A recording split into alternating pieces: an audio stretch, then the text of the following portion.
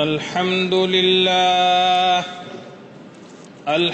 لله نحمده ونستعينه ونستغفره ونؤمن به ونتوكل عليه ونعوذ بالله من شرور أنفسنا ومن سيئات أعمالنا من يهده الله فلا مضل له ومن يضلل فلا هادي له ونشهد أن لا إله إلا الله وحده لا شريك له ونشهد أن سيدنا ومولانا محمدا عبده ورسوله صلى الله تعالى على خير خلقه محمد وعلى آله وأصحابه وأزواجه وأتباعه وبارك وسلم تسليما كثيرا كثيرا أما بعد فأعوذ بالله من الشيطان الرجيم بسم الله الرحمن الرحيم الحمد لله رب العالمين الرحمن الرحيم مالك يوم الدين صدق الله مولانا العلي العظيم وصدق رسوله النبي الكريم ونحن على ذلك لمن الشاهدين والشاكرين والحمد لله رب العالمين يا رب صل وسلم دائما أبدا على حبيبك خير الخلق كلهم يا رب صل وسلم دائما أبدا على حبيبك خير الخلق كلهم يا رب صل وسلم دائما أبدا على حبيبك خير الخلق كلهم.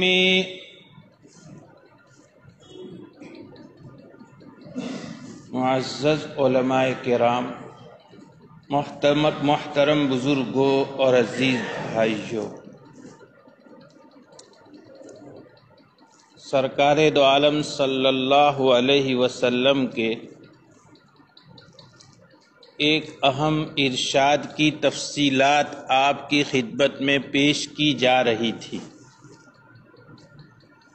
اور یہ بات سمجھائی جا رہی تھی کہ قرآن مقدس میں اللہ جل جلالہ نے جو تفصیلی مضامین بیان فرمائے ہیں ان کا خلاصہ ہمیں جاننا اور سمجھنا ضروری، اور قرآن کریم کے مضامین کا خلاصہ کیا ہے؟ سرکار دو عالم صلی اللہ علیہ وسلم کے ایک ارشاد میں 20 باتوں کے ضمن میں ان کو بیان کیا گیا، جس میں سے 13 باتیں خدمت میں پیش کر دی گئی تھی۔ 14ویں نمبر کی بات یہ ہے، اللہ کے نبی صلی اللہ علیہ وسلم نے ارشاد فرمایا وَلَا يَخْلُقُ عَنْ كَثْرَةِ الرَّدِّ۔ قرآن کریم کی ایک خصوصیت یہ ہے کہ بار بار دہرانے سے وہ پرانا نہیں ہوتا۔ قرآن کریم اللہ کی ایک ایسی کتاب ہے اور یہ ایک لاجواب منشور ہے کہ آپ قرآن مقدس کو جتنا زیادہ پڑھے اس میں اتنا ہی زیادہ مزہ آتا ہے۔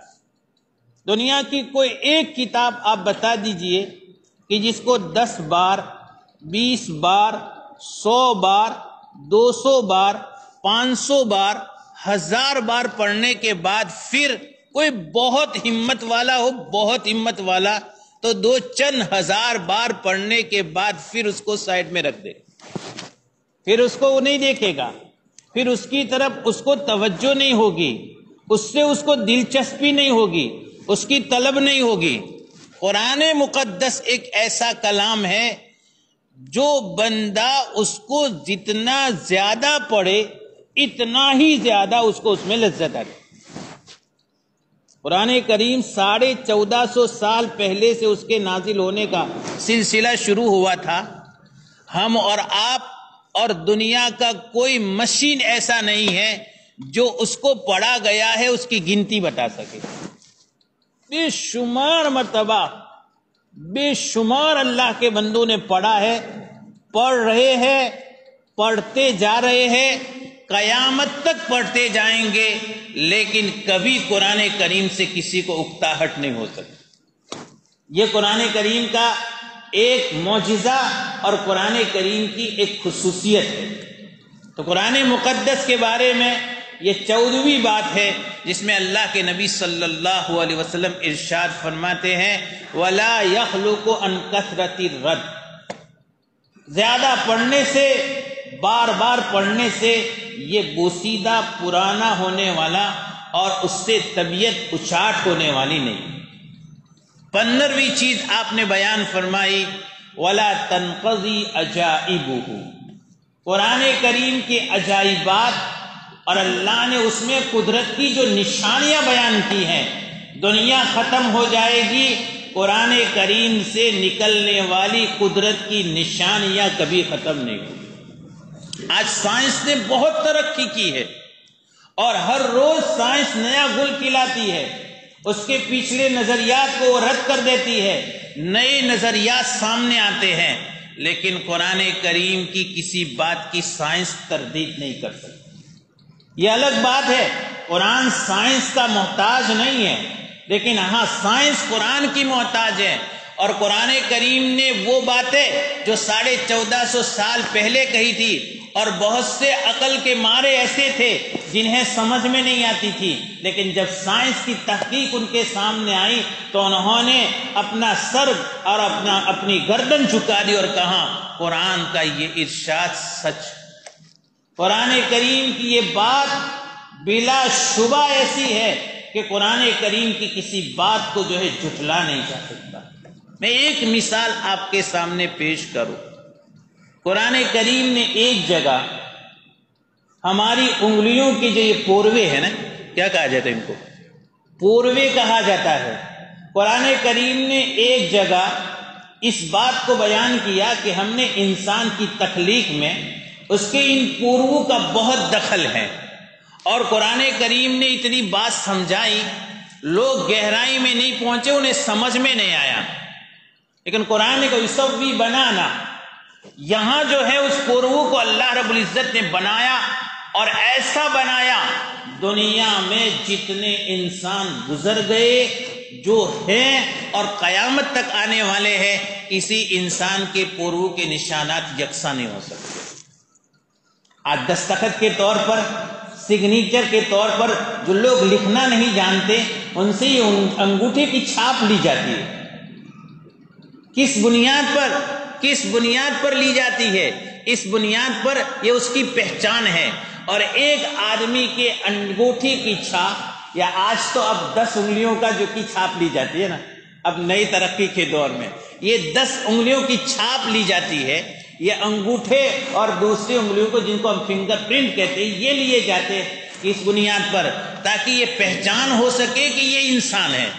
کسی انسان کی انگوٹھے کی چھاپ سے یا اس کی انگلیوں کے نشانات سے، اس کے فنگر پرنٹ سے یہ کیسے اندازہ ہو سکتا ہے کہ یہ اسی انسان کی ہے؟ یہ اسی وقت ہو سکتا ہے جب ہر انسان کے انگوٹھے کی چھاپ اور اس کے فنگر پرنٹ الگ الگ ہو۔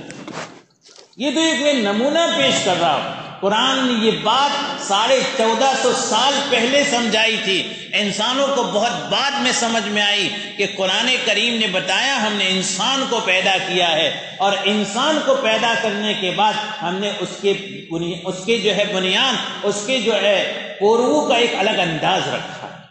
تو یہ وَلَا تَنْقَضِي عَجَائِبُهُ، دنیا ختم ہو جائے گی، لیکن قرآن کے اندر غور کرنے والے جب غور کریں گے، قرآن کریم کی گہرائی میں اتریں گے، انہیں ہر روز نئی بات ملے گی، ہر روز نیا انداز ملے گا، ہر روز نئی تحقیق ملے گی، اور ہر روز انہیں ایک نیا مزہ آئے گا۔ یہ 15ویں چیز ہے، وَلَا تَنْقَضِي عَجَائِبُ۔ 16ویں چیز آپ نے فرمائی وَالَّذِي لَمْ تَنْتَهِ الْجِنُّ إِذَا سَمِعَتْهُ حَتَّى قَالُوا۔ یہ قرآن وہ ہے کہ جب جناتوں نے بھی قرآن کو سنا تو وہ بھی رہ نہ سکے، بول پڑے، اِنَّا سَمِعْنَا قُرْآنًا عَجَبًا يَهْدِي إِلَى الرُّشْدِ فَآمَنَّا بِهِ۔ یہ جنات ہم سے پہلے کی مخلوق ہے، اللہ نے اس زمین کو ہم سے پہلے ان سے آباد کیا تھا، اور انسان سے زیادہ طاقتور مخلوق ہے، ایک لطیف مخلوق ہے جو ہمیں نظر نہیں آتی ہے۔ تو بہرحال دنیا میں جنات ہیں، ان کا وجود ہے۔ قرآن کریم میں ایک مستقل سورت سورہ جن ہے، اور قرآن کریم میں مختلف مقامات پر جناتوں کا تذکرہ ہے۔ تو یہ جنات مخلوق ہے اور بڑی طاقتور مخلوق ہے، اور یہ بھی پہلے دنیا میں اپنا ایک پاور سمجھتے تھے، اور لوگ ان سے ڈر کر کے ان کی پناہ چاہتے تھے۔ لیکن جب اللہ رب العزت نے سرکار دو عالم صلی اللہ علیہ وسلم کو اس دنیا میں مبعوث فرمایا، اور پھر اس کی برکت سے جناتوں کے آسمانوں تک رسائی پر روک لگ گئی، تو اس موقع سے ان میں کھلبلی مچ گئی۔ وہ یہ سوچنے لگے کہ ایسا کیا حادثہ دنیا میں پیش آیا ہے کہ ہم اس سے پہلے آسمانوں کے قریب تک پہنچ جاتے تھے، اب ہم پر روک لگا دی گئی، ہم آسمانوں کے قریب تک نہیں پہنچ سکتے۔ اور یہ جنات پھر تلاش میں نکلے، دنیا میں انہوں نے چکر لگانا شروع کیا، دیکھے تو صحیح دنیا میں کیا حادثہ پیش آیا ہے۔ اللہ کے نبی صلی اللہ علیہ وسلم اس موقع سے بطن نخلا میں نماز پڑھا رہے تھے، جناتوں کی ایک جماعت وہاں سے گزری، بڑی تفصیلی روایت ہے، اور پھر قرآن کریم میں سورہ جن میں بھی یہ بات ہے، وہاں سے جو ہے جنات کے یہ جماعت وہاں سے نکلی۔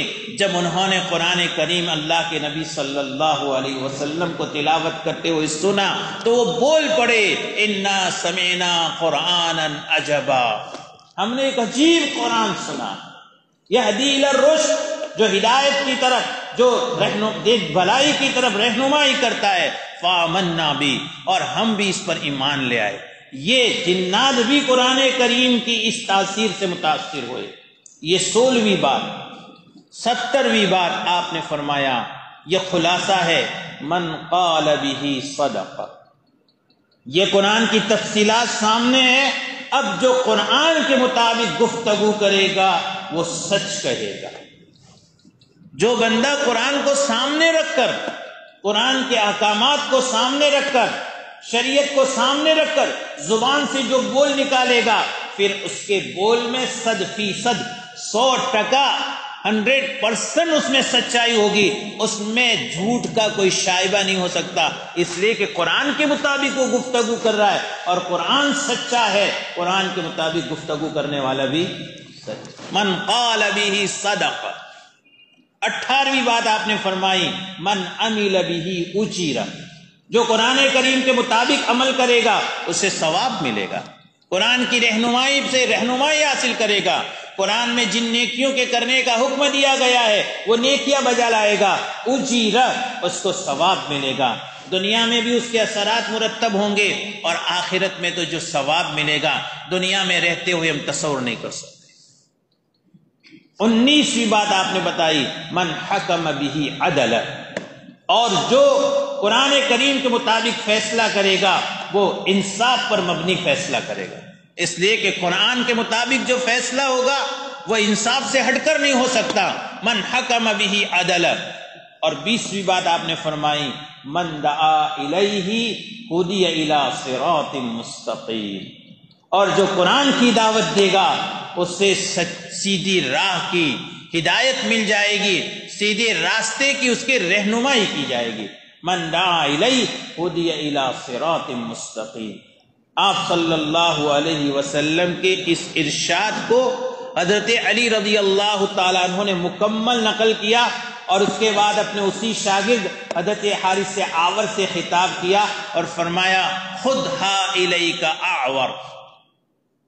آور کہتے کانے کو، اور یہ اپنے شاگردوں کو اس طرح سے ان کے القاب سے پکارتے تھے محبت سے، کہو کانے، یہ جو باتیں میں نے بیان کی ہے اچھی طرح سے انہیں محفوظ کر لو۔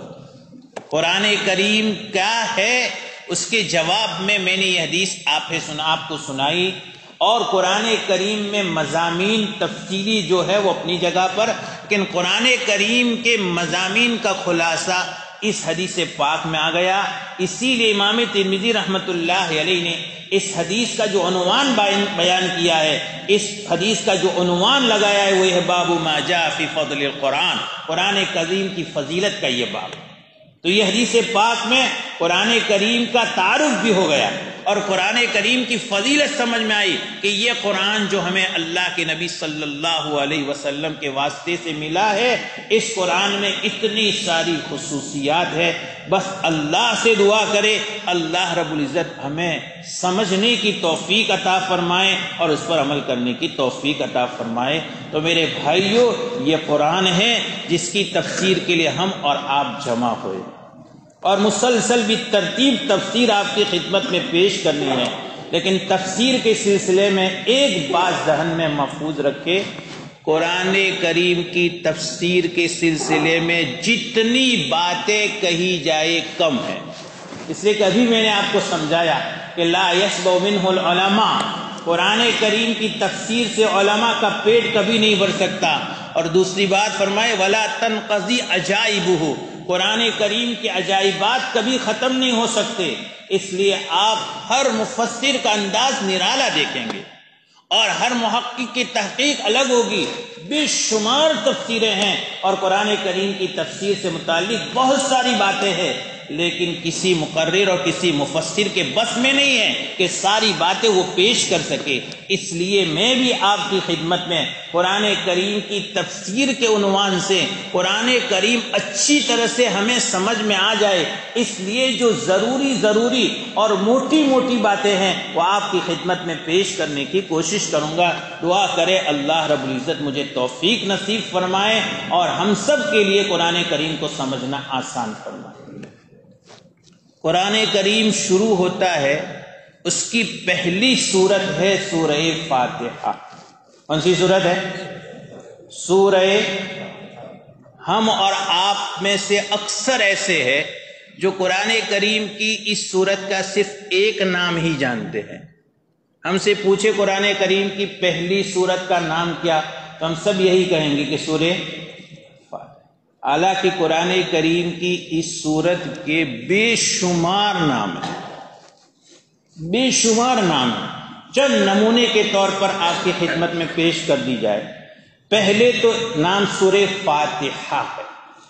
اس سورت کو سورہ فاتحہ کیوں کہا جاتا ہے؟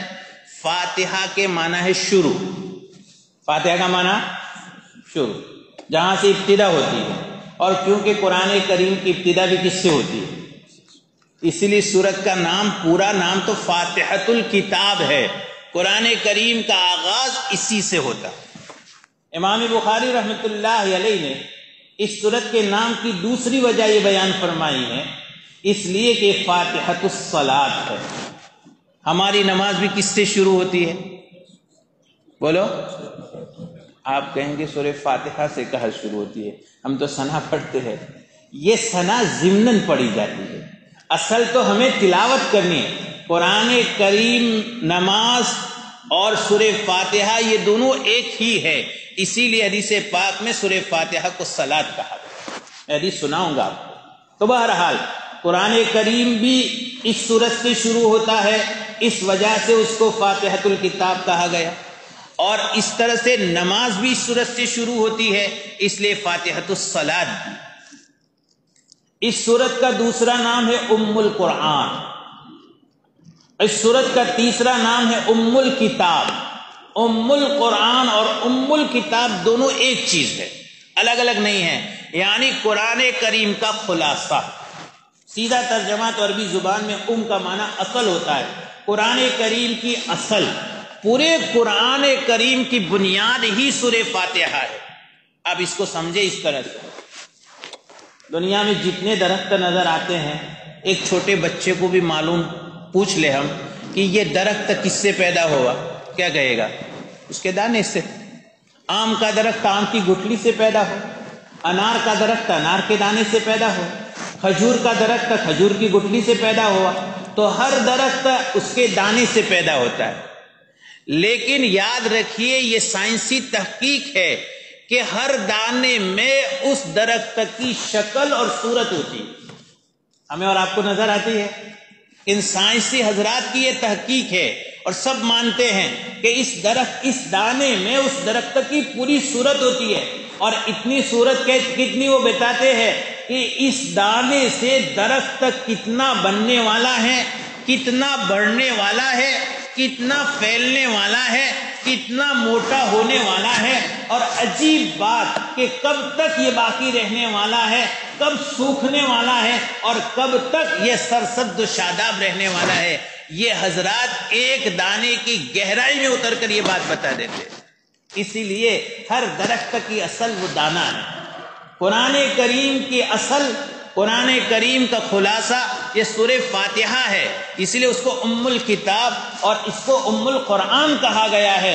اور کیسے سورہ فاتحہ پورے قرآن کا خلاصہ ہے؟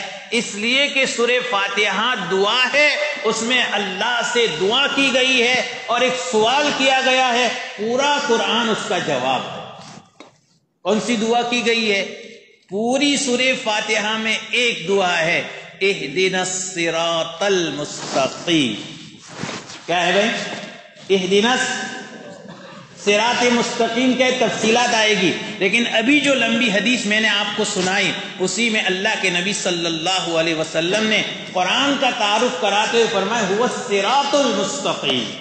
قرآن کریم صراط مستقیم ہے۔ سوال کرتا ہے بندہ ہر روز نماز میں کھڑے ہو کر، اہدنا الصراط المستقیم، پروردگار مجھے صحیح راستے کی رہنمائی نصیب فرما دے۔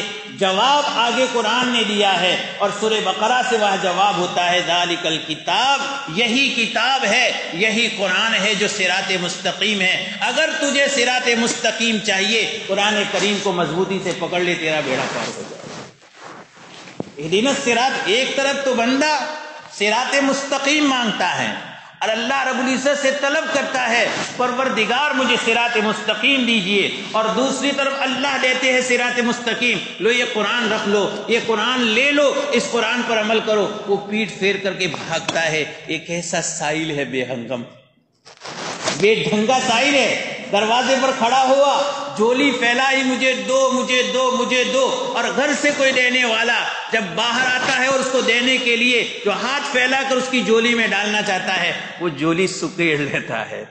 لوگ کہیں گے کیسا بے وقوف فقیر ہے، کیسا بھیک منگا ہے کہ جب مانگتا تھا اور بڑی لجاجت سے مانگا دو دو، اور جب دینے والا آیا تو اس نے اپنی جھولی کو کیا ہے پھیلانے کی بجائے اپنی جھولی کو سکیڑ لیا۔ پروردگار کے سامنے ہر روز ہر نماز کی ہر رکعت میں بندہ مانگتا ہے اہدنا الصراط المستقیم، اہدنا الصراط المستقیم۔ پروردگار کی طرف سے جواب آیا صراط مستقیم چاہیے، میں نے تجھے دے دی ہے قرآن کریم کی صورت میں، پکڑ لے صراط مستقیم۔ لیکن بندہ جھولی تو پھیلاتا ہے، لیکن جھولی میں صراط مستقیم کو ڈالنے کی، قرآن کریم کو اپنی جھولی میں رکھنے کی فکر نہیں کرتا۔ تو یہ ہے قرآن کریم کی صورت میں سوال ہوا ہے صراط مستقیم کا، اور پوری صراط مستقیم کی تفصیل قرآن ہے، ذالک الکتاب لا ریب فیہ۔ تو یہ صراط مستقیم، اس لیے اس سورت کو ام الکتاب، ام القرآن کہا جاتا ہے۔ اس سورت کا ایک نام سورۃ الصلاۃ ہے، صلاۃ کے معنی نماز۔ اس سورت کو سورۃ الصلاۃ، نماز والی سورت اس لیے کہا جاتا ہے کہ ہر نماز کی ہر رکعت میں اس کو پڑھا جاتا ہے۔ اس سورت کا ایک نام سورۃ الحمد ہے، حمد تعریف کی سورت۔ کیوں؟ اس لیے کہ اس سورت کی ابتدا ہی الحمدللہ رب العالمین سے۔ اس سورت کا ایک نام سورہ شفا یا یوں کہیے سورہ شافیہ ہے، اس لیے کہ اللہ کے نبی صلی اللہ علیہ وسلم نے اس سورت کو ہر بیماری سے شفا بتایا۔ حضرت جابر رضی اللہ تعالیٰ عنہ کا ارشاد ہے کہ اللہ کے نبی صلی اللہ علیہ وسلم نے مجھ سے فرمایا الا اخبرک بخیر سورۃ نزلت فی القرآن، کیا میں تجھے بہترین سورت جو قرآن میں نازل ہوئی نہ بتاؤں؟ میں نے کہا بلا یا رسول اللہ، کیوں نہیں ہے اللہ کے رسول صلی اللہ علیہ وسلم؟ آپ نے فرمایا فاتحۃ الکتاب فیہا شفاء کل داء، شفاء من کل داء، اور ایک روایت میں ہے کہ اس میں موت کے علاوہ ہر بیماری سے شفا۔ سورہ فاتحہ میں شفا ہے۔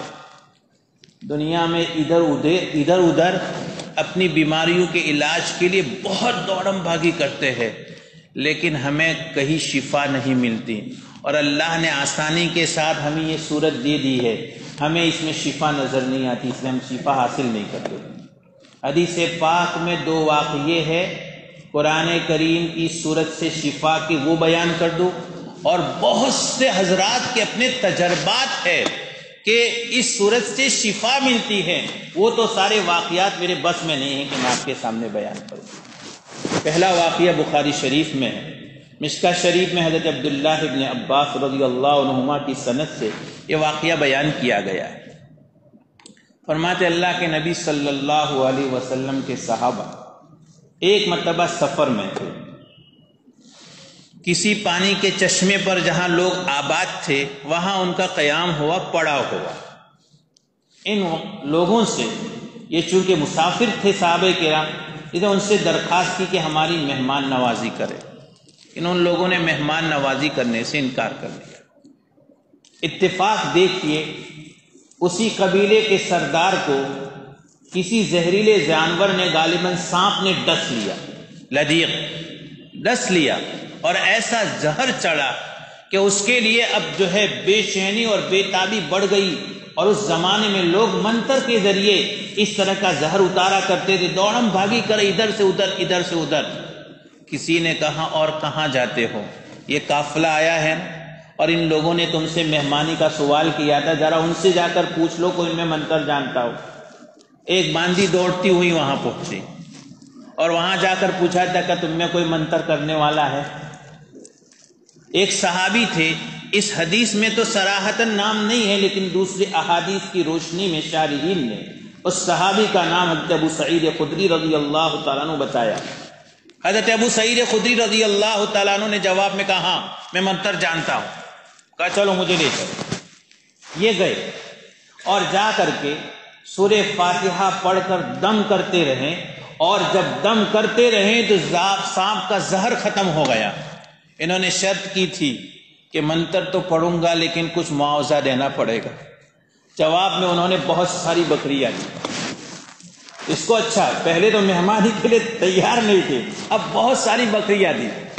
حضرت ابو سعید خدری رضی اللہ تعالیٰ عنہ وہ ساری بکریاں لے کر کے اللہ کے اپنے ساتھیوں کے پاس آئے تو ساتھیوں نے اچھا نہیں سمجھا، کہا قرآن کریم پڑھ کر، سورہ فاتحہ پڑھ کر تم نے علاج کیا اور اس کا معاوضہ لیا، تم کیسے اس کا معاوضہ لے سکتے ہو؟ انہوں نے کہا کوئی بات نہیں ہے، میں نے ٹھیک سمجھا اس لیے معاوضہ لیا، اور تمہیں اس میں کوئی لگاؤ نہیں، کوئی بات نہیں ہے، ہمیں واپس تو جانا ہے۔ ان حضرات کے یہاں اپنے سارے مسائل کا حل ایک ہی در تھا، سرکار دو عالم صلی اللہ علیہ وسلم کا۔ سفر سے واپسی پر یہ سب اللہ کے نبی صلی اللہ علیہ وسلم کی خدمت میں حاضر ہوئے اور پورا واقعہ، پورا ماجرا سنایا۔ اللہ کے نبی صلی اللہ علیہ وسلم نے جواب میں جو بات ارشاد فرمائی، آپ نے فرمایا ٹھیک کیا۔ اور ایک روایت اصبتم اقسموا واضربوا لی معکم سہمن، ہاں ٹھیک سمجھے یہ، اور جو ہے تم اس کو تقسیم کر لو اور میرا بھی حصہ رکھنا۔ آپ صلی اللہ علیہ وسلم کو کوئی ضرورت نہیں تھی، لیکن آپ کا یہ مزاج تھا کہ جس بات میں کوئی شک و شبہ نہ ہو تو صحابہ کرام کے دل بھی بلا شک و شبہ قبول کر لے، اس لیے آپ ایسے موقع سے فرماتے تھے میرا بھی حصہ رکھ لو۔ آپ نے یہاں یہی کہا میرا بھی حصہ رکھ لو۔ جب نبی اس معاوضے سے حصہ لے گا اب صحابہ کرام کے دل میں کسی قسم کا کوئی شک باقی نہیں رہے گا۔ یہاں شارحین نے، مفسرین نے، محدثین نے لمبی باتیں کی ہے، میں نے آپ کو تمہید میں ہی سمجھایا، بہت لمبی باتوں میں جائیں گے تو قرآن کریم کی تفسیر کا حصہ کچھ نہیں ہوگا، لیکن اتنی بات تو طے ہے کہ یہاں جو معاوضہ لیا ہے یہ معاوضہ یہ ایک علاج کا ہے۔ جب ڈاکٹر اپنے مادی اسباب کے ذریعے علاج کرتا ہے تو وہ معاوضہ لیتا ہے، تو اگر کوئی روحانی علاج کے ذریعے صحیح علاج کر کے معاوضہ لیتا ہے تو معاوضہ لینے کی گنجائش ہے۔ اسی لیے محدثین میں امام بخاری، ہمارے صاحب مشکات اور امام ابو داؤد نے ایک دوسری حدیث بیان کے سب نے اس حدیث کو بیان کیا ہے۔ یہ ہے قرآن کریم اور سورہ فاتحہ کی فضیلت کی حدیث، لیکن اس کو بیان کیا باب الاجارہ میں، یعنی مزدوری کے باب میں، کہ کوئی آدمی مزدوری کرے، یہ بھی ایک مزدوری۔ تو بہرحال ایک واقعہ تو یہ ہے جس سے صاف سمجھ میں آتا ہے کہ سورہ فاتحہ میں شفا یہ واقعہ ہے، اور اس کے ذریعے ہمیں اور آپ کو سمجھایا گیا، یقین کر لو سورہ فاتحہ سے ہر بیماری کا علاج ہوگا۔ دوسری روایت ابو داؤد شریف میں ہے، اور وہ بھی صاحب مشکات نے اسی واقعے کے بعد بیان کی ہے۔ حضرت خارجہ ابن الصلت ہے، وہ اپنے چچا کا واقعہ بیان کرتے، اپنے چچا کے بارے میں فرماتے وہ سفر میں تھے، اللہ کے نبی صلی اللہ علیہ وسلم کے پاس سے واپس لوٹ رہے تھے، اور کسی عرب کے قبیلے کے پاس سے گزرے، تو عرب کے قبیلے میں وہاں ایک آدمی تھا جو پاگل تھا، اور اتنا پاگل تھا کہ اس کی شرارتوں سے لوگ تنگ آ کر کے اس کو زنجیروں میں جکڑ رکھا تھا۔ اب جب یہ قافلہ وہاں سے گزرا تو کسی نے بتایا کہ یہ اس صاحب کے پاس سے آ رہے ہیں جو اپنے آپ کو اللہ کا نبی کہتے ہیں، اور ان پر اللہ کا کلام آتا ہے، ان میں سے کسی سے پوچھ لیا جائے ہمارے اس پاگل کا کوئی علاج کرے۔ چنانچہ وہاں بھی یہی حضرت خارجہ ابن الصلت کے چچا ہے، جب ان کے پاس یہ لوگ آئے اور کہا ہمارا ایک بیمار ہے، پاگل ہے، زنجیروں میں جکڑا ہوا ہے، ہم اس کی شرارتوں سے پریشان ہو گئے ہیں، تنگ آ گئے ہیں، آپ میں سے کوئی ہے جو علاج کرے؟ کہا ہاں میں تیار ہوں۔ یہ گئے اور مسلسل 3 دن تک صبح اور شام سورہ فاتحہ پڑھ کر کے دم کرتے رہے، مسلسل 3 دن تک صبح اور شام، اور سورہ فاتحہ پڑھ کر کے دم کرتے رہے۔ اللہ نے شفا ایسی دی کہ بس اب ان کا سارا پاگل پن ختم ہو گیا، اور وہ خود کہنے لگے کہ اب مجھے ایسا محسوس ہوتا ہے گویا میں رسیوں میں جکڑا ہوا تھا، زنجیروں میں جکڑا ہوا تھا، بالکل کھل گیا۔ اس پر بھی ان لوگوں نے انہیں کچھ معاوضہ دیا، یہ لے کر کے آئے، ان کے ساتھیوں نے بھی، خود انہوں نے بھی اچھا نہیں سمجھا، کہا جب تک اللہ کے نبی صلی اللہ علیہ وسلم سے نہیں پوچھیں گے اس کو استعمال نہیں کریں گے۔ اللہ کے نبی صلی اللہ علیہ وسلم سے جا کر پوچھا، حدیث پاک میں آپ نے فرمایا لوگ باطل منتر کر کے معاوضہ لیتے ہیں، تم نے تو حق پڑھ کر کے معاوضہ لیا، کوئی بات نہیں۔ یہ 2 واقعے ہیں جو حدیث پاک میں ہیں، پہلا قصہ بخاری شریف میں ہے، دوسرا قصہ ابو داؤد شریف میں ہے، یہ بھی حدیث کی بڑی اہم کتاب ہے، دونوں قصے مشکات شریف میں موجود ہیں۔ یہ ہمیں اور آپ کو سمجھا رہے ہیں کہ یہ سورت جو ہمارے سامنے ہے یہ سورہ شفا ہے۔ آپ صلی اللہ علیہ وسلم نے اس کو ہر بیماری سے، اور ایک روایت میں موت کے علاوہ ہر بیماری سے شفا کا ذریعہ بتایا ہے۔ تو یہ تیسرا نام، اس چوتھا نام سورہ شافیہ کہیں، سورہ شفا کہے، اور اس کا ایک نام سورہ رقیہ بھی ہے، سورہ رقیہ منتر کی سورت، اور اس کا ایک نام سورہ وافی ہے، ایک نام سورہ کافی ہے، ایک نام سبع مثانی ہے، ایک نام قرآن عظیم ہے۔ قرآن کریم میں یہ ایک جگہ وَلَقَدْ آتَيْنَاكَ سَبْعًا مِّنَ الْمَثَانِ وَالْقُرْآنَ الْعَظِيمِ، وہاں اس سورت کو سبع مثانی کے ساتھ ساتھ قرآن عظیم کہا گیا ہے، اور اس کا بھی واقعہ حدیث پاک میں موجود ہے۔ لمبی تفسیر میں نہیں جانا۔ حضرت ابو سعید ابن المعلیٰ رضی اللہ تعالیٰ عنہ ایک مرتبہ نماز پڑھ رہے تھے، اللہ کے نبی صلی اللہ علیہ وسلم نے پکارا تو نماز میں تھے، جواب نہیں دیا، نماز سے فارغ ہو کر کے آئے تو آپ نے فرمایا میں نے تمہیں پکارا تھا، جواب نہیں دیا۔ عرض کیا یا رسول اللہ میں نماز پڑھ رہا تھا۔ آپ نے فرمایا کیا تم نے اللہ کے اس کلام کو نہیں سنا، استجیبوا للہ وللرسول اذا دعاکم، جب اللہ اور اللہ کی طرف سے، اللہ کے رسول کی طرف سے پکار ہو تو تم جواب دو۔ اس کے بعد پھر آپ نے فرمایا میں مسجد سے نکلنے سے پہلے تمہیں ایک بہت بڑی سورت سکھاؤں گا۔ چنانچہ فرماتے ہیں پھر ہم اور آپ مسجد سے نکلنے لگے تو میں نے اللہ کے نبی صلی اللہ علیہ وسلم کو یاد دلایا، آپ نے وعدہ کیا تھا میں سب سے بڑی سورت تمہیں سکھاؤں گا۔ آپ نے فرمایا ہاں، وہ الحمدللہ رب العالمین والی سورت ہے، وہ سبع مثانی ہے، وہ قرآن عظیم ہے جو مجھے دیا گیا۔ اسی طرح کا واقعہ ترمذی، یہ بخاری شریف میں ہے، اسی طرح کا واقعہ ترمذی شریف میں حضرت ابی بن کعب رضی اللہ تعالیٰ عنہ کا ہے، جس میں تو اللہ کے نبی صلی اللہ علیہ وسلم نے یہ ارشاد فرمایا کہ مجھے ایک ایسی صورت دی گئی ہے جو نہ تو اس سے پہلے تورات میں، نہ انجیل میں، نہ زبور میں، اور نہ قرآن کریم کے باقی حصے میں جو ہے ایسی کوئی صورت ہے۔ تو حضرت ابی بن کعب رضی اللہ تعالیٰ عنہ صاحب نے فرمایا میں ایسی صورت تمہیں بتاؤ تم پسند کرتے ہو؟ فرمایا ضرور یا رسول اللہ۔ آپ نے جواب میں فرمایا تم نماز میں کیا پڑھتے ہو؟ کہا میں نماز میں سورہ فاتحہ پڑھتا ہوں، ام الکتاب پڑھتا ہوں۔ آپ نے فرمایا اس ذات کی قسم جس کے قبضے میں میری جان ہے، یہ وہ صورت ہے جو صورت نہ تورات میں ہے، نہ انجیل میں ایسی صورت ہے، نہ زبور میں ہے، اور نہ خود قرآن میں یعنی قرآن کے باقی حصے میں ایسی کوئی صورت نہیں ہے۔ یہ صورت مجھے دی گئی ہے، اور یہ فاتحۃ الکتاب ہے، یہ قرآن عظیم ہے، یہ سبع مثانی ہے، یہ قرآن عظیم۔ تو اس صورت کے بہت سارے ناموں میں سے ایک نام یہ بھی ہے سبع مثانی اور قرآن عظیم، اور بھی بہت سارے نام ہیں۔ بس ایک بات پر بات ختم کر لیں۔ اب آپ پوچھیں گے اتنے سارے نام رکھنے کی کیا ضرورت ہے نا؟ اتنے سارے نام رکھنے کی کیا ضرورت ہے؟ ایک نام سے کام چل جاتا ہے۔ کسی چیز کے زیادہ نام ہونا یہ اس کی اہمیت کی دلیل ہے۔ یہ اس کی کیسے؟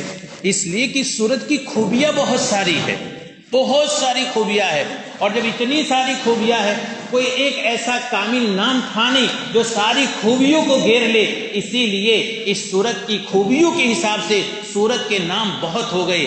اسی لیے تو اللہ کے بھی بے شمار نام ہیں، وَلِلَّهِ الْأَسْمَاءُ الْحُسْنَى، ہمارے آقا صلی اللہ علیہ وسلم کے بھی بے شمار نام ہے کہ نہیں ہیں؟ اور اسی طرح سے ہمارے معاشرے میں بھی اگر کسی آدمی میں بہت ساری خوبیاں پائی جاتی ہے تو اس کے ساتھ بہت سارے نام لگاتے ہیں۔ ایک بندہ حافظ بھی ہے، قاری بھی ہے، مفتی بھی ہے، عالم بھی ہے، ادیب بھی ہے، قاضی بھی ہے، حاکم بھی ہے، تو آپ کوئی ایک نام لیں گے تو اس کو پسند نہیں آئے گا۔ صرف حافظ کہیں گے تو کہیں گے میں تو عالم بھی ہوں، مفتی بھی ہوں۔ آپ بہت سارے نام فلاں حافظ، عالم، قاری، ادیب، مفتی، محقق، مفسر، محدث، مولانا صاحب تشریف لانے والے، جب اشتہار لگتا ہے نا، ہمارے مہمان آتے ہیں ہمارے جلسوں میں جن کو دعوت دی جاتی ہے اور ان کے نام کا اشتہار لگتا ہے تو ایک نام بھی تو کافی ہے، ان کا اصلی نام ہی تو کافی ہے، لیکن آپ کتنے سارے نام لگاتے ہیں۔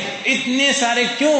یہ سمجھانے کے لیے کہ ہمارے جلسے میں تشریف لانے والے یہ عالم صاحب اتنی ساری خوبیوں کے حامل ہے، اتنی ساری خوبیوں کے جامع ہے، اتنی ساری باتیں ان میں پائی جاتی ہے، اور جب کسی میں بہت ساری خوبیاں پائی جاتی ہو تو ساری خوبیاں بیان کرنے کے لیے بہت سارے نام بیان کرنے پڑیں گے۔ سورہ فاتحہ کے بہت سارے نام بیان ہونا ہی یہ اس کی ایک بہت بڑی فضیلت ہے کہ اس سورت میں بہت ساری خوبیاں ہیں، اور تمام خوبیوں کو جامع کوئی نام نہیں تھا، اس لیے اس سورت کے بہت سارے نام ہو گئے۔ اللہ رب العزت اس سورت کی قدردانی کی توفیق عطا فرمائے، آمین۔ درود شریف پڑھ لیں۔ یا رب لک الحمد کما ینبغی لجلال وجہک وعظیم سلطانک، یا رب لک الحمد کما ینبغی لجلال وجہک وعظیم سلطانک، یا رب لک الحمد کما ینبغی لجلال وجہک وعظیم سلطانک۔ اللہم صل علی سیدنا محمد وعلی آل سیدنا محمد كما صليت على سيدنا إبراهيم وعلى آل سيدنا إبراهيم إنك حميد مجيد۔ اللهم بارك على سيدنا محمد وعلى آل سيدنا محمد كما باركت على سيدنا إبراهيم وعلى آل سيدنا إبراهيم إنك حميد مجيد۔ اللهم صل على سيدنا ومولانا محمد وعلى آل سيدنا ومولانا محمد صلاة تنجينا بها من جميع الأحوال والآفات وتقضي لنا بها جميع الحاجات وتطهرنا بها من جميع السيئات وترفعنا بها عندك على الدرجات وتبلغنا بها أقصى الغايات من جميع الخيرات في الحياة وبعد الممات إنك على كل شيء قدير۔ لا إله إلا أنت سبحانك إني كنت من الظالمين۔ ربنا ظلمنا أنفسنا وَإِن لَّمْ تَغْفِرْ لَنَا وَتَرْحَمْنَا لَنَكُونَنَّ مِنَ الْخَاسِرِينَ۔ اے اللہ ہم تیرے گنہگار بندے ہیں، خطا کار ہے، قصوروار ہے، ہمیں اپنے گناہوں کا اقرار اور اعتراف ہے، ہم اپنے گناہوں پر نادم اور شرمسار ہیں، ہم اپنے گناہوں سے سچی پکی توبہ کرتے ہیں۔ یا اللہ آئندہ گناہ نہ کرنے کا عزم کرتے ہیں۔ یا اللہ تو ہمارے گناہوں کو معاف فرما دے، ہماری خطاؤں سے درگزر فرما دے، ہماری سیئات کو حسنات سے مبدل فرما دے، ہمارے نامہ اعمال سے ہمارے گناہوں کو مٹا کر ان کی جگہ یا اللہ نیکیاں تحریر فرما دے۔ یا اللہ گناہوں کی نحوستوں کی وجہ سے ہمارے دل گندے اور سیاہ ہو چکے ہیں، ہمارے دلوں کی گناہی، ہمارے دلوں کی یا اللہ سیاہی اور گندگی کو ختم فرما کر یا اللہ ہمارے دلوں کو پاکیزہ اور نورانی بنا دے، تقوی اور طہارت نصیب فرما دے، پرہیزگاری نصیب فرما دے، تیری معرفت اور تیری محبت نصیب فرما دے۔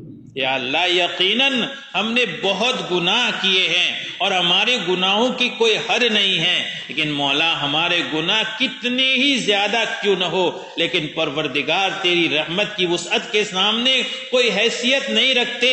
یا اللہ ہمارے گناہوں کے سمندروں میں اگر تیری رحمت کا ایک دریا یا اللہ گر جائے تو ہمارے گناہوں کے سارے سمندر یا اللہ گناہوں سے پاک صاف ہو سکتے ہیں۔ مولا کریم تیری اس رحم کے واسطے سے، تیری رحمت کے واسطے سے ہم تجھ سے مانگتے ہیں۔ یا اللہ تو کرم فرما کر ہمارے گناہوں کو ختم فرما کر گناہوں کے دلدل سے ہمیں نکال کر یا اللہ تیری طرف متوجہ فرما دے اور تیری عبادات اور طاعات کی توفیق نصیب فرما دے، معاصی اور گناہوں سے نفرت اور حفاظت نصیب فرما دے۔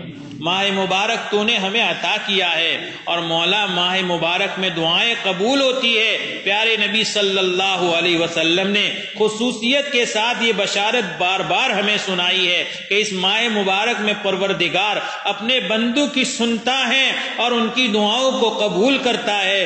مولا کریم یقیناً ہمارے پیارے نبی صلی اللہ علیہ وسلم کی یہ بشارت سچ ہے، لیکن ہم اپنے گناہوں کے نتیجے میں ڈرے ہوئے ہیں، سہمے ہوئے ہیں، گھبرائے ہوئے ہیں یا اللہ، لیکن یا اللہ تیری ذات سے، تیری رحمت سے ہم مایوس نہیں ہیں۔ مایوسی کفر ہے، ہم تجھ سے مانگتے ہیں تو ہمارے گناہوں کو معاف فرما دے، ہماری مغفرت کے فیصلے فرما دے۔ اس ماہ مبارک میں تیری طرف سے اپنے بے شمار بندوں کی مغفرت کے فیصلے ہوتے ہیں۔ اے اللہ تو ان کا یا اللہ ایسے باسعادت اور خوش نصیب بندوں میں ہمیں بھی شامل فرما کر ہماری بھی مغفرت کے فیصلے فرما دے، ہماری مغفرت فرما دے، ہمارے بال بچوں کی مغفرت فرما دے، ہمارے گھر والوں کی مغفرت فرما دے، ہمارے اہل و عیال کی مغفرت فرما دے، ہمارے بھائی بہنوں کی مغفرت فرما دے، ہمارے رشتہ داروں کی مغفرت فرما دے، ہمارے پڑوسیوں اور محلے والوں کی مغفرت فرما دے، ہماری بستی اور شہر والوں کی مغفرت فرما دے، اور پوری امت کی اور امت کے ایک ایک فرد کی مغفرت فرما دے۔ جتنے گناہ ظاہر میں، باطن میں، جان کر انجانے میں، چھوٹے بڑے، رات کے اندھیرے میں، دین کے اجالے میں کیے ہیں یا اللہ، اور ہمارے نامہ اعمال میں ہر طرح کے گناہ موجود ہیں، مولا کریم تو اپنے کرم سے ہمیں معاف فرما دے اور ہمارے گناہوں سے ہمیں بالکل پاک صاف فرما کر آئندہ یا اللہ تیری مرضیات کے مطابق زندگی گزارنے کی توفیق عطا فرما۔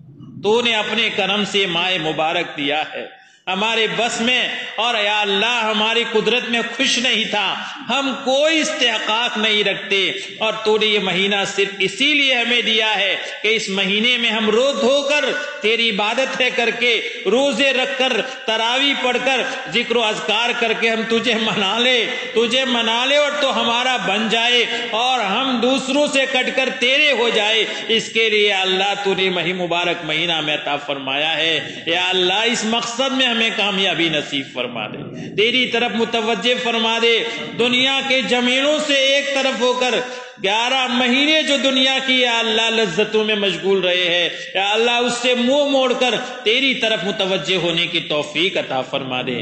اخلاص کے ساتھ یا اللہ ایسا روزہ رکھنے کی توفیق عطا فرما دے کہ اس کی برکات اور اس کے انوارات سے ہم مالا مال ہو جائے۔ شوق اور رغبت کے ساتھ تراویح پڑھنے کی توفیق عطا فرما دے، اور ہر طرح کے گناہوں سے ہماری پوری حفاظت فرما دے۔ آنکھوں کے گناہوں سے یا اللہ، شرمگاہوں کے گناہوں سے، کانوں کے گناہوں سے، زبانوں کے گناہوں سے، جسم کے گناہوں سے، دل کے گناہوں سے، دماغ کے گناہوں سے ہماری پوری حفاظت فرما کر یا اللہ ہمیں زیادہ سے زیادہ ان اعضاء کے ذریعے نیکیاں کرنے کی توفیق عطا فرما دے۔ یا اللہ ہماری مرحومین کی بال بال مغفرت فرما دے، ان کے درجات کو بلند فرما دے، ان کے قبروں کو انتہائی نظر تک وسیع فرما دے، جنت کے نمونے اور باغیچے بنا دے، عذاب قبر اور عذاب برزخ سے حفاظت فرما دے، وقت پر ہمیں بھی حسن خاتمہ کی دولت سے مالا مال فرما دے، سوء خاتمہ اور اس کے اسباب سے ہمارے اولادوں کی، ہماری نسلوں کی حفاظت فرما دے۔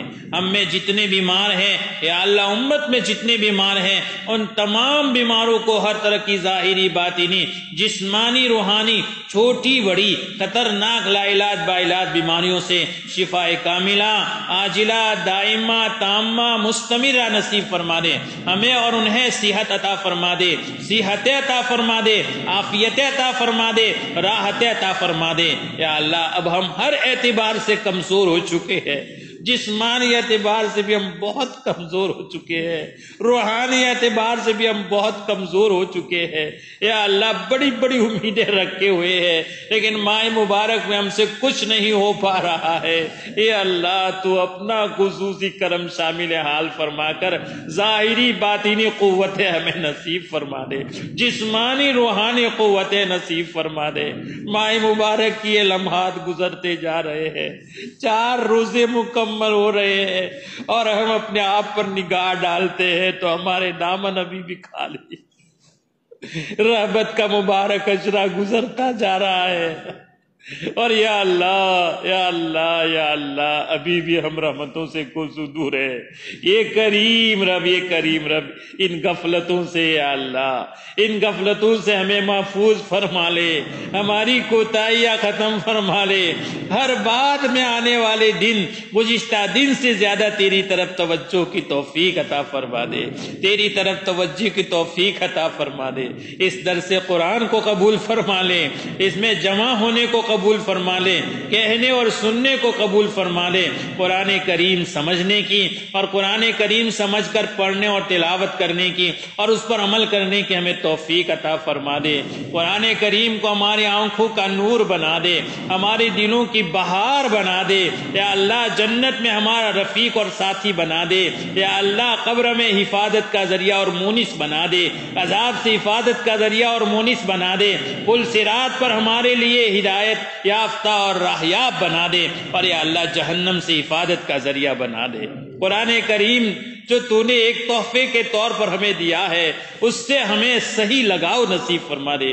دنیا کی ہر چیز چھوڑ کر قرآن کریم کے ساتھ ہمیں جوڑنے کی توفیق عطا فرما دے، قرآن کریم کے ساتھ محبت عطا فرما دے، قرآن کریم کے ساتھ دلچسپی عطا فرما دے۔ اے اللہ رمضان میں اور غیر رمضان میں، رات اور دن کی مختلف گھڑیوں میں ہمیں قرآن کریم کی تلاوت کی توفیق عطا فرما دے۔ امت قرآن کریم سے دور ہوتی جا رہی، رمضان میں تو توفیق مل جاتی ہے، غیر رمضان میں قرآن کو ہاتھ تک نہیں لگاتے، تاکچوں میں قرآن ہم سے شکایت کرتا ہے، ہم نے تیرا کیا کیا ہے کہ تو ہمیں چھوڑے اور بھولے ہوئے ہے۔ اے اللہ گھروں میں قرآن تاکچوں میں سجایا جاتا ہے، ہر روز وہ ہمیں پکار کر کہتا ہے تم مجھے کیوں چھوڑ رہے ہو، تم مجھے کیوں بھول رہے ہو۔ اے اللہ قرآن کریم سے غفلتیں ہماری ختم فرما دے، اور قرآن کریم سے صحیح معنی میں لگاؤ نصیب فرما دے۔ جو مانگا وہ عطا فرما دے، جو مانگنا چاہیے نہیں مانگ سکے وہ بھی عطا فرما دے۔ پیارے نبی صلی اللہ علیہ وسلم نے، انبیاء اور مرسلین نے تیرے نیک بندوں نے جو بلایاں مانگی ہے ہم بھی مانگتے ہیں ہمیں عطا فرما دے، جن شرور سے پناہ چاہیے ہے ہم بھی پناہ چاہتے ہیں ہمیں پناہ نصیب فرما دے، اور ہماری دعاؤں کو محض اپنے فضل و کرم سے پیارے نبی صلی اللہ علیہ وسلم کے صدقے اور طفیل میں قبول فرما دے۔ اللہم ربنا تقبل منا انک انت السمیع العلیم وتب علینا یا مولانا انک انت التواب الرحیم، وصلی اللہ تعالی علی خیر خلقہ سیدنا مولانا محمد وآلہ وصحبہ اجمعین یا رب العالمین۔